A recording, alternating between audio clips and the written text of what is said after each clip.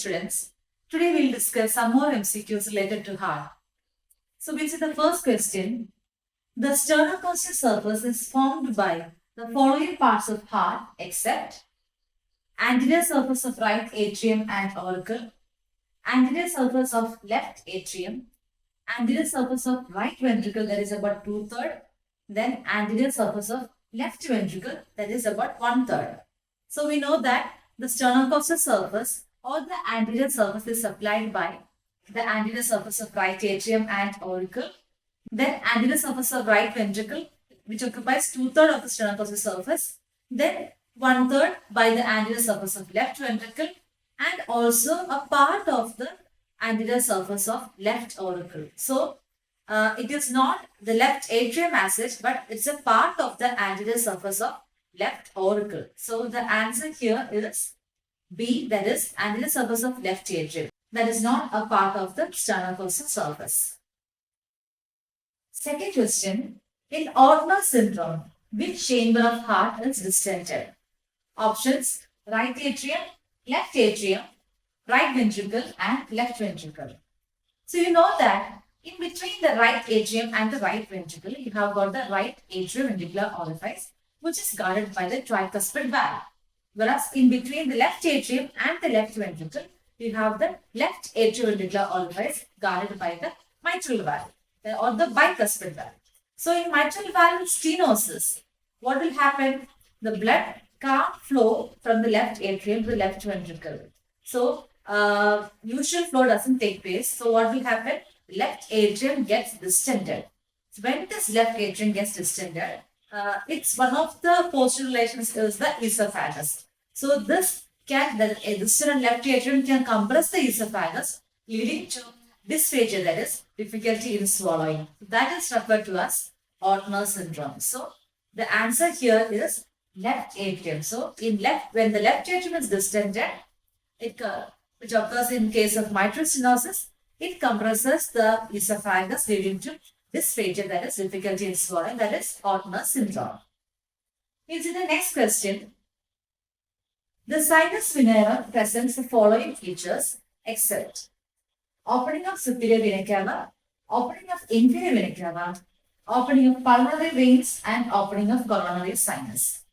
So the right atrium, the interior of the right atrium has got a smooth posterior part and a rough anterior part. The smooth posterior part is known as the sinus venerum, whereas the rough anterior part is known as the atrium proper. So the sinus venerum has got many openings. It includes the opening of the superior vena cava, inferior vena cava, coronary sinus, and foramina venera minimera. But the opening of pulmonary veins are into the left atrium. Sinus venerum doesn't present this opening. It is opening of pulmonary veins is into the left atrium. So the option is option C.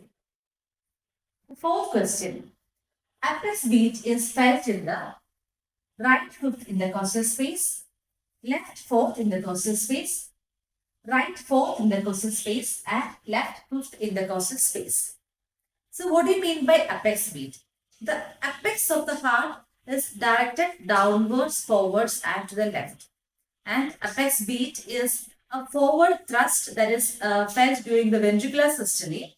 It is due to the twisting of heart by vortex-like disposition of the ventricular muscles close to the apex. So you can feel for the apex beat when you place your fingers onto a particular place. So which place is that? So you know that the apex is directed downwards, forwards, and to the left. So you can delete two options, that is showing right.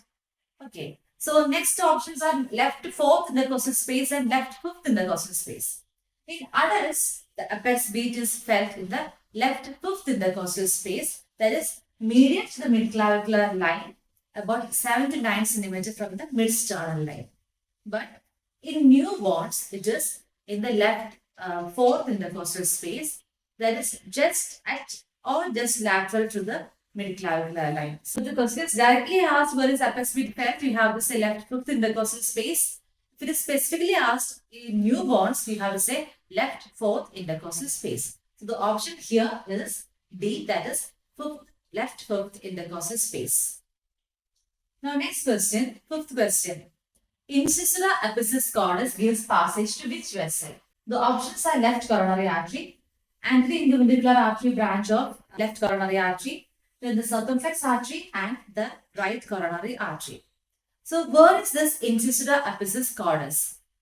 It is a notch in the inferior border of the heart near to the apex. So you know that the inferior border extends from the inferior vena cava opening to the apex. So near to the apex, you have got a notch that is known as incisura epiphysis cordis, through which passes the anterior interventricular artery, which is the branch of the left coronary artery. So the option is option B, that is anterior interventricular artery, branch of left coronary artery.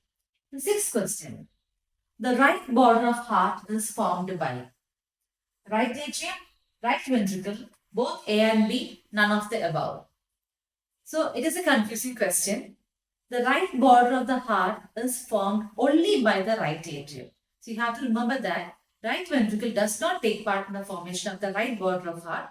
It is formed only by the right atrium, and it extends from the superior vena cava opening above to the inferior vena cava opening below. So the right border of heart is formed only by the right atrium. So the option is option A.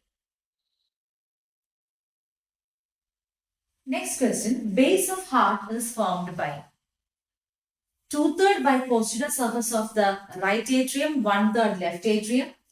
Then 3/4 by right atrium, 1/4 left atrium. 2/3 by left ventricle, 1/3 right ventricle. And 2/3 by the posterior surface of the left atrium, 1/3 by right atrium. So the base of the heart is also known as the posterior surface. The posterior surface of base is formed mainly by 2/3 of the posterior surface of left atrium and 1/3 of the posterior surface of the right atrium. So the option here is option D. Whereas you can see the option C, there is a 2/3 of the left ventricle and 1/3 of right ventricle. So that forms the diaphragmatic surface or the inferior surface. So if the diaphragmatic surface or inferior surface is asked, the option is C. Base or posterior surface is asked, the option is D. The answer here is D. Now next question, which opening is not guarded by valve?